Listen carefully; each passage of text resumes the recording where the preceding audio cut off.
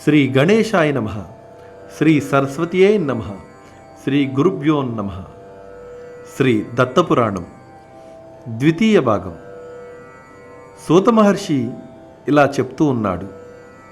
సౌనకాది మునులారా, బ్రహ్మ కలిపురుషుడికి చెప్తున్న దీపక వేదధర్ముల సంభాషణ ఇలా జరిగింది.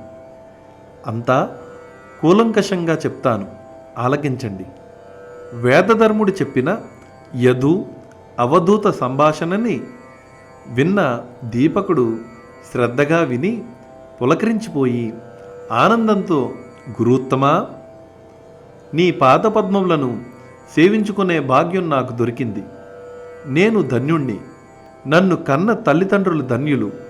ప్రహ్లాద అజగర సంభాషణ, యదు అవధూత సంభాషణలు రెండింటికి రెండు అత్యంత మనోహరాలు, నిగూఢార్థ ప్రబోధాలు. అయినా తనివి తీరలేదు. ఇంకా దత్తమహిమల్ని వినాలని, తెలుసుకోవాలని కుతూహలం నా మనస్సు తొందర పెడుతూ ఉన్నది. దయచేసి మిగిలిన దత్త కథలు కూడా చెప్పి నన్ను తరింపచేయండి. నా జన్మ చరితార్థం చేసుకుంటాను. దప్పికతో ఉన్నవాడు మధుర పానీయాలు ఆశించినట్లు నేను దత్త కథామృతాన్ని యాచిస్తూ ఉన్నాను. అనుగ్రహించు స్వామి అని అన్నాడు. నాయనా దీపక, ఈ దత్త కథల పట్ల నీకు ఎంత ప్రీతి కలగడం నిజంగా నీ అదృష్టం. జనన మరణాలతో సంబంధం లేని ముక్తి నీకు లభించును. దత్త కథలలో అద్భుతమైన సుమతీ వృత్తాంతం ఉంది, చెబుతాను విను. 9వ అంశం సుమతీ వృత్తాంతం. అనగనగా ఆర్యావర్తంలో ఒక పల్లెటూరు. ఆ ఊళ్ళో ఒక బ్రాహ్మణుడు, వేదాంగ పారాంగతుడు, సర్వ సద్గుణ సంపన్నుడు, సర్వ సౌమ్యుడు, శాంత స్వభావి, ధర్మపత్ని సమేతుడై యజ్ఞయాగాది క్రతువులను నిర్వహిస్తూ ఆచరిస్తూ ఉండేవాడు. కానీ ఎంతకూ వారికి సంతానం కలగలేదు. ఇంకా మన బ్రతుకులెంత, ఈ తనువు ఇలా రాలిపోవలసిందే అని దిగులు చెందుతున్న నడి వయస్సులో వారి కలలు ఫలించి ఆమె కడుపు పండింది. 10 నెలలు మోసి పండంటి మగబిడ్డను ప్రసవించింది. బంగారు మేని ఛాయతో, దివ్య తేజస్సుతో సౌందర్య రాశిలా ఉన్నాడు ఆ బిడ్డడు. రోజులు గడుస్తున్న కొద్దీ బిడ్డడు అంధుడని, చెవిటివాడని, మోగవాడని ఆ తల్లిదండ్రులు గుర్తించి బోరున విలపించారు. అవిటివాడైతేనేమి, కొడుకు పుట్టాడు అంతే చాలు అనుకుని గుండెలు రాయి చేసుకుని బ్రతుకుతూ ఉన్నారు. అల్లారు ముద్దుగా బిడ్డడిని పెంచుకుంటూ ఉన్నారు. సుమతి అని నామకరణం చేసి సంబరపడ్డారు. ఏనాటికైనా అతడు ఆరోగ్యవంతుడవుతాడని ఆశతో ఎదురుచూస్తూ జీవితం గడుపుతూ ఉన్నారు. కానీ అది అడియాసే అయ్యింది. ఏ చైతన్యం లేని జడపదార్థంలా సుమతి ఎదుగుతూ ఉన్నాడు. 8 ఏళ్ళు వచ్చాయి. వయస్సుకు తగిన బుద్ధి వికసించలేదు. కానీ ముఖవర్చస్సు మాత్రం అద్భుతంగా ఉండేది.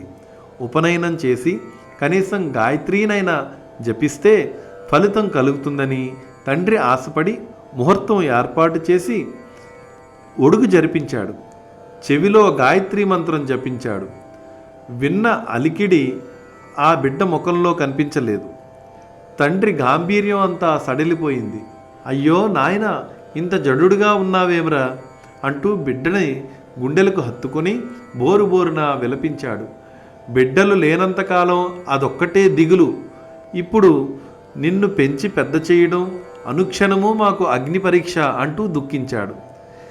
ఏ జన్మలో ఏ పాపం చేశామో ఇలాంటి బిడ్డని భగవంతుడు అనుగ్రహించాడని, ఇది ఒక పరీక్షే అని ఆ దంపతులు ఒకరినొకరు ఓదార్చుకుని దుఃఖిస్తూ ఉన్నారు.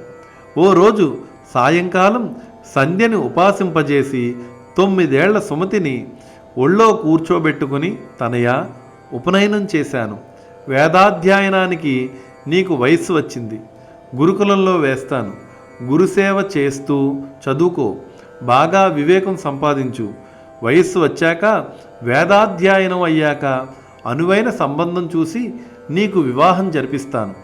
గృహస్థాశ్రమం ధర్మబద్ధంగా నడిపి సత్పుత్రులను పొంది వారికి నీ బాధ్యతలు నెరవేర్చి వానప్రస్థాశ్రమం స్వీకరించి ఆ తరువాత అనుబంధాలన్నీ తెంచుకుని సన్యసించుకో.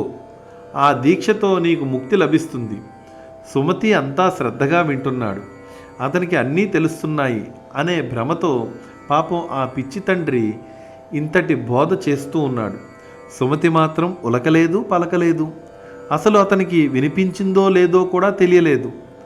తన పుత్ర వ్యామోహానికి తానే దిగులుపడి కళ్ళల్లో నీళ్లు కుక్కుకున్నాడు. పాపం ప్రతిరోజు ఈ తంతు ఇలా జరుగుతూనే ఉంది. ఒకనాటి మధ్యాహ్నం సుమతి హఠాత్తుగా మాట్లాడాడు. తనను తానే నమ్మలేనంతగా ఆశ్చర్యచకితుడై వింటున్నాడు తండ్రి. తండ్రి, మీరంటున్న వేదాలు, శాస్త్రాలు, కళలు, కావ్యాలు ఇవి అన్నీ నేను ఎన్నోసార్లు అభ్యసించాను. అవి ఏమీ నాకు కొత్త కాదు. గ్రుడ్డి, మోగ, చెవుడు, జడుడు అనుకున్న కొడుకు ఇలా మాట్లాడడం ఏమిటి అని ఆశ్చర్యపోతున్నారు కదా. ఇందులో ఆశ్చర్యమేమీ లేదు. నా కథ చెబుతాను విను. ఇంతవరకు నేను కొన్ని వేల జన్మలు ఎత్తాను. అవన్నీ నా కళ్ళ ఎదుట బొమ్మలులాగా కదులుతూ ఉన్నాయి. ప్రతి జన్మలో జరిగిన ప్రతి విషయం నాకు జ్ఞాపకం ఉంది. ఎందరెందరు తల్లిదండ్రులు, ఎందరెందరు బంధుమిత్రులు, ఎందరెందరు భార్యా పుత్రులు లెక్కపెట్టి చెప్పడం ఎవ్వరి తరమూ కాదు. ఎన్నెన్ని సుఖాలు, ఎన్నెన్ని దుఃఖాలు, ఎన్నెన్ని అనుభవాలు, ఎన్నెన్ని అనుభూతులు తలుచుకుంటుంటేనే తల తిరిగిపోతుంది. నరజన్మలు, మృగజన్మలు, పశు పక్షి కీటకాది క్రిముల జన్మలు నేను అన్నీ అనుభవించాను. ప్రతి పుట్టుక ఒక నరకం. మలమూత్ర పంకిలమైన జననీ జఠర నివాసం. శైశవ, బాల్య, యవ్వన, కౌమార్య, వృద్ధ కాలాలలో సుఖదుఖాలు, వెలుగు నీడలు, స్వయంకృతాలు, పరాకృతాలు అన్నీ చాలా రుచి చూశాను. వృత్తి జన్మల్లో కృంగిపోయాను. రాజజన్మల్లో విర్రవీగాను. పిరికి పందగా పారిపోయాను. మహాసూర్యుడిగా విజృంభించాను. దరిద్ర, ధనిక, చోర, కిరాతక, జోదరి జన్మలు ఎన్నో ఎత్తి వంచింపబడ్డాను. త్యాగిగా కీర్తింపబడ్డాను. లోబిగా నిందింపబడ్డాను. సర్వాంగ సౌందర్యాలు, అంగవైకల్యాలు అన్నీ గుర్తు వస్తున్నాయి. అవన్నీ కలిగించిన నిర్వేదంతో ఈనాడు ఇలా జడపదార్థంలా మారిపోయి మీ ఇంటిలో జన్మించాను. పూర్వజన్మ స్మృతి లేకపోవడం నిజంగా మానవుడికి ఒక వరం. లేకపోతే నాలాగే అందరూ జడపదార్థముల వలె ఉండేవారు, నిర్వేదంలో మునిగిపోయేవారు. సరే, ఆ జన్మలు, ఆ కష్టాలు, ఆ వైరాగ్యాలు వాటి మాటకేం గాని తండ్రి, నీవు చెబుతున్న వేదోక్త కర్మల పట్ల నాకు సదభిప్రాయం లేదు. అవి నాకు రుచింపవు. యజ్ఞయాగాదులు చెయ్యడం, స్వర్గ సౌఖ్యాలు అనుభవించడం, సంపాదించుకున్న పుణ్యం ఖర్చు కాగానే మళ్ళీ భూలోకంలో గర్భావసాన నరకం అనుభవించడం, ఏదో ఒక జన్మ మళ్ళీ ఎత్తడం, మళ్ళీ దుష్కర్మలు, సత్కర్మలు, నరక యాతనలు, సుఖదుఖాలు అనుభవించడం, మళ్ళీ పుట్టడం, మళ్ళీ గిట్టడం. ఇంతే కదా జనన మరణ చక్రంలో పడి కొట్టుమిట్టాడటం. దీనికి విసుగు విరామం లేదా? నువ్వంటున్నట్లు కర్మ మార్గం ఇంతకన్నా ఉత్తమ పదాన్ని అందిస్తుందా? ఇంతకన్నా ఉన్నత పదం ఉంది అని అసలు నీవు గుర్తించావా? జనన మరణాలకు అతీతమైన శాశ్వత ఆనందధామం కదా మనం చేరుకోవలసింది. దాన్ని పొందాలి అంటే జ్ఞాన మార్గం ఒక్కటే శరణ్యం. నిర్గుణ పరబ్రహ్మను ఉపాసించడం ఒక్కటే జ్ఞాన మార్గం. సర్వసంగ పరిత్యాగమము, రాగద్వేషాది ద్వంద్వాలకు లొంగని ప్రకృతిని అలవర్చుకోవడమే జ్ఞానమంటే. ఇది ఉన్నవాడికి దుఃఖం ఉండదు, కర్మబంధం ఉండదు, జన్మరాహిత్యమే చివరి ఫలం. తండ్రి, ఇది నువ్వు తెలుసుకోవాలి.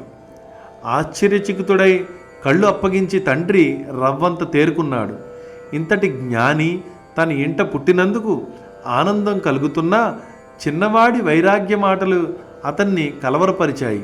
జడుడు అనుకున్నవాడు నేడు జ్ఞాని అయ్యాడని సంతోషించాలో ఈ ధోరణికి దుఃఖించాలో అగమ్యగోచరంగా ఉంది.